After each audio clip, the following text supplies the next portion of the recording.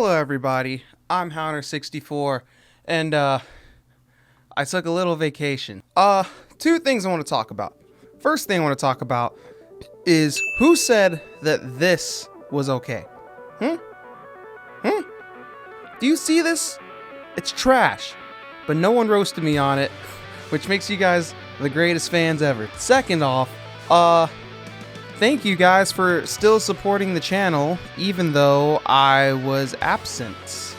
I know I was gone. It was only like a week, which isn't even that long, but you know, social media, that's the equivalent of going missing and having your body dumped in a ditch. I'm back, and today I want to talk to you guys about what you need to get started in producing. We talk a lot about producing and about stuff we can do while we're producing, but I actually have never gone through and told you guys what you need to actually get started. I know a lot of people wonder this. It's a very common thing. A lot of people are like, well, I'll start doing it when I have the right stuff. I'll start blah, blah, blah when I have the right equipment. Well, my question is, when are you going to have the right equipment? If you've never done it, then you don't really know, do you? We're going to see what you need to start producing. And actually, to tell you the truth, to just start, you don't really need a lot of really anything, to tell you the truth. So the very first thing you are going to need is obviously going to be a computer. The computer is the brain, so to say, of your whole operation. If you are saying start from scratch and you are going to buy a computer and you're buying it for the sole purpose of producing, there are a couple parameters you're going to want to look at. The first parameter you're going to look at is going to actually be your CPU. This is very important. This is where you see things like AMD 6700, Intel Gen 5, and Intel 7. It's all that kind of stuff. CPU can be broken down to a couple of things in the audio world. The main thing you're going to be using it for is running your programs, running your DAW, and also sometimes your DSP will be linked to your CPU. Now, does any of this make any sense to you? Probably not, but we'll get into that later. The second thing you want to get into is going to be RAM. Now, RAM is known as random access memory. I'm sure we all know that since we've all had computers our entire lives at this point. The more RAM your computer has, it basically frees up a lot of what is known as memory in your computer, and sometimes you can even bounce some of the processes of the CPU onto the RAM to give you more processing. Does that make sense? The last thing you're also going to want to worry about, and this is kind of a really optional thing, it's not something you want to actually look for, and when you're getting a computer, why does this bother me so much? The last thing you're going to want to worry about is going to be known as GPU. It's different than CPU because GPU is kind of like a secondary processor your computer can have, but it mainly worries about graphics. However, in some programs, you can actually bounce your DSP and certain processing to your GPU, also freeing up your CPU to have more tracks, do more processing, all that kind of fun stuff. So the crazy thing about laptops, and I know what you're thinking, oh, I can only do it on a PC, only a PC's strong enough. You're wrong. You're dead wrong. I actually use my laptop for when I do remote tracking. So if you don't know what remote tracking is, it's basically when people hire me out to record their bands and stuff, and then I bring it back here to the studio and actually work on it. And I actually use this laptop to do the recording. If you use a laptop to get started, the main thing you really need to worry about is honestly recording tracks. And if you are gonna try to release anything, honestly, you really need to do basic EQ and basic compression. And if you want to release something but you only have a laptop to record with, in that case you need to start looking into things like mic placement. You need to start looking into things like outboard gear. like basically getting your best sound tracked into the laptop, so that way when you do processing on the laptop, it's minimal, like as minimal as it can be. You can start on either a desktop or a laptop. It really doesn't matter. The next thing we should talk about is going to be choosing a DAW. If you don't know what a DAW is a digital audio workspace or workstation, whichever one you want to use. And each of these DAWs is going to have computer requirements, which are the bare minimum for just trying to run it, really. All right, so once you scroll past all the fancy, that costs this much, you're gonna find this thing. Usually it's right here. It's gonna be called System Requirements. Now, for some reason, they put it as a separate page here, but this is what's gonna tell you if you need anything additional to run said hardware. So I know for a fact that Pro Tools, you need a physical thing called an iLok. I have one around here. It's one of these things. It's hard to tell, but it's called an iLok. Anytime I start up Pro Tools or anything like that, I have to have the iLok in the computer or else I can't even access Pro Tools. There are also certain plugins that are exactly the same way, where if you don't have like an iLok, you can't access the plugin, and that's even if you don't have Pro Tools. Some programs require the iLok authorization, so I keep at least I think 3 or 4 around the house. So we are looking at Pro Tools minimum requirements. As you can see here, there is one for Windows and there's also one for MacBook. I'm gonna look at the Windows specs because that is what I am running at home. If you have a Mac, I'm sure you can also see the specs on that as well. So if we look here, we see that it needs at least Windows 10, which comes with every PC.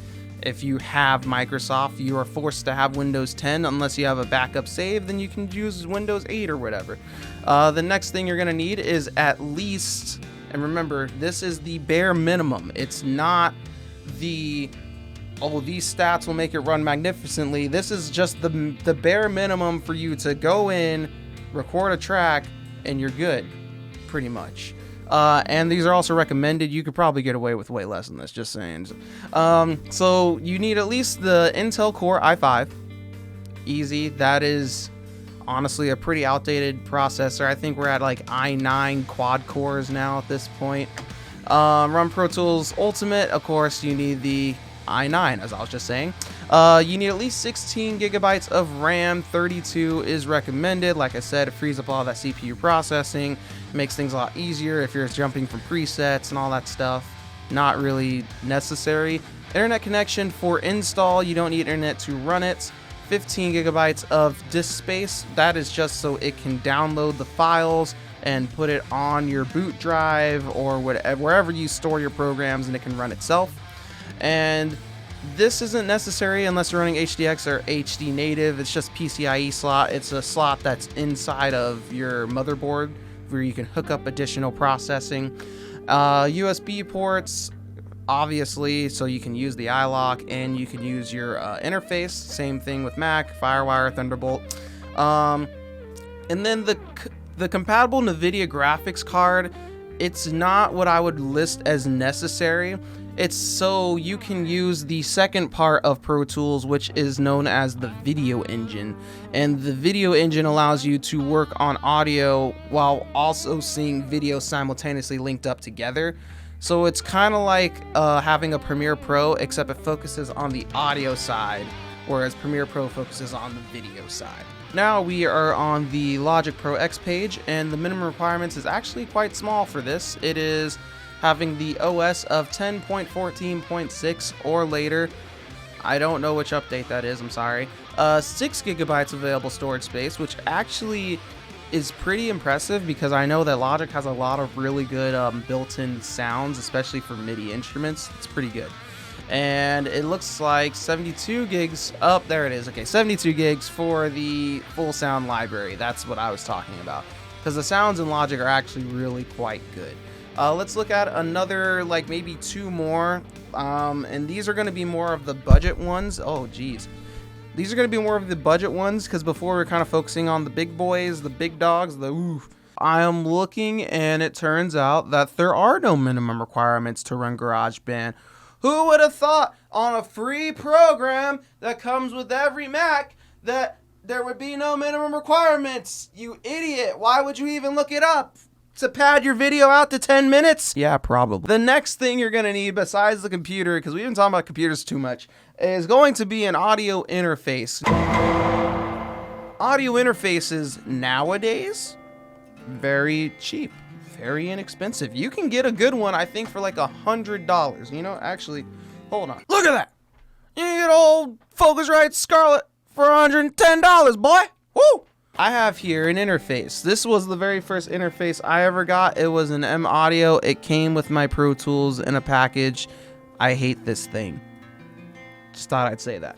But it was good. It got me what I needed, and it was everything I needed. This is a 2-in, 4-out audio interface, and this is honestly all you really need to get started. Heck, the interface I use is I believe it's a 6-in, 8-out, and I've done I've done entire albums on it. So when it comes to tracking, maybe you need something bigger, but when it comes to just mixing and just getting your tracks and your music heard, you really don't need anything bigger than that, to tell you the complete honest truth. Now that we've gotten our computer and we've gotten our interface, wow, that was very aggressive, we can now move on to the next thing that we would possibly need. And what is that going to be? A way to monitor what we hear, because that is the most important thing with audio engineering. If you can't hear what you're doing, then how are you, with headphone mixing, these are Sennheiser HD6's mix. These are nice. They're pretty good. The thing you need to know about headphones, though, is you don't want to use headphones that are commercial. Do not use commercial headphones for mixing. I don't know how many times I have to tell people this. Commercial headphones are always made to boost your low end and your high end, because when you cram everything into a tiny speaker, you get a lot of low end reduced because you don't have big enough drivers, and you get high end reduced because the waveforms aren't long enough to actually be producing those types of frequencies at a reasonable rate. Use professional or ones that are made that say they're made for mixing.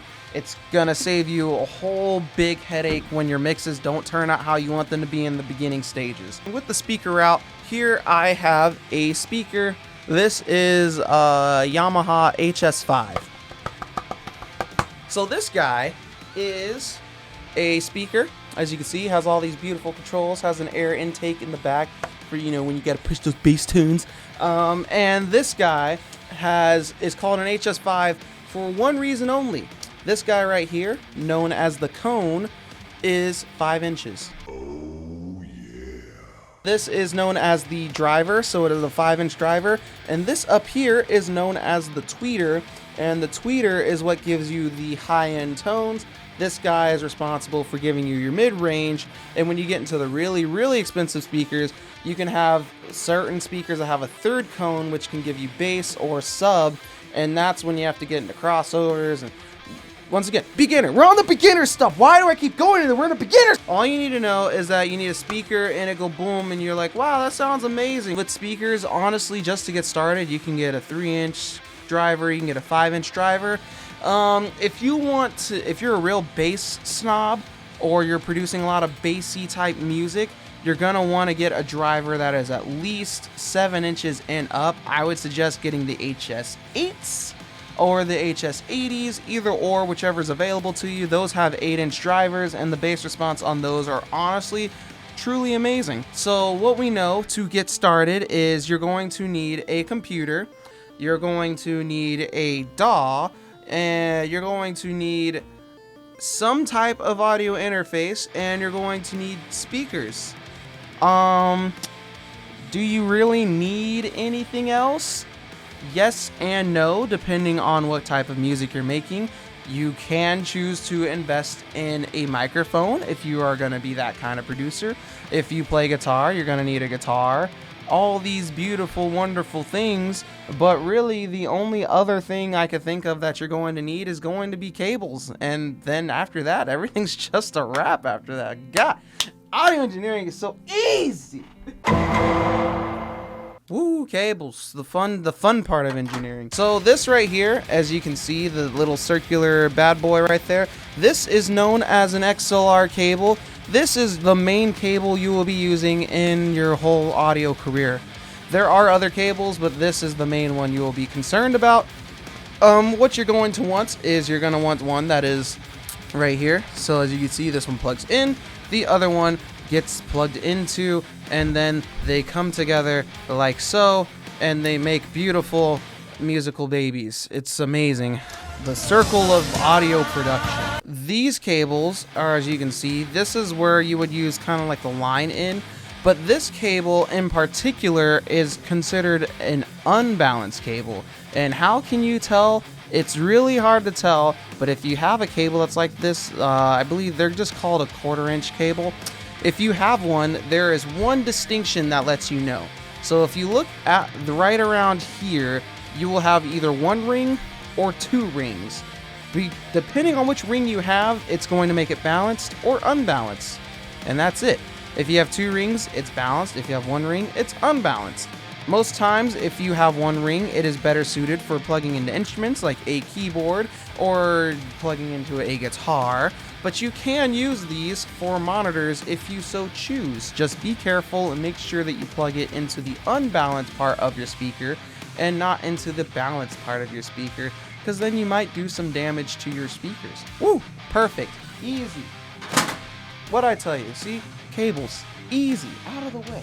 Don't even worry about it. So now, let's do the checklist one more time, because I totally forgot about cables.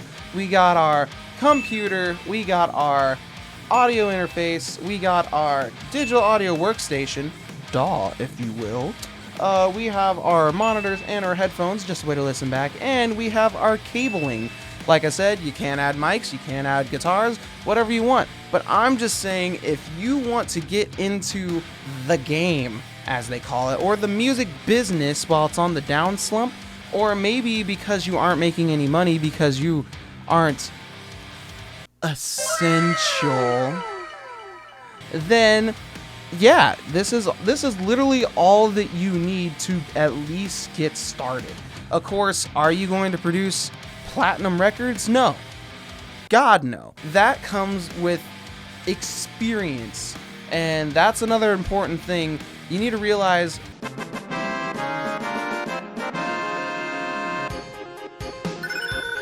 experience and gear are two completely different things. Start your own little recording process. Start your own little setup and maybe invite friends over. Record that one singer-songwriter that you know that sings at Starbucks or something. You know what I'm saying?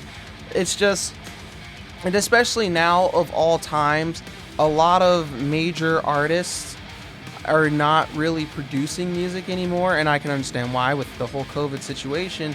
So now is really the perfect time for, if you want to get into the indie scene, now is the time to start producing stuff, because this is the only time you're really gonna get where you aren't gonna be overshadowed by someone who's way bigger in the music industry. But I just wanted to produce this short little video just to tell you guys that, like, yeah, even though everything with 2020 is complete trash and COVID is ruining pretty much everything, especially in the music business right now, don't give up, you know?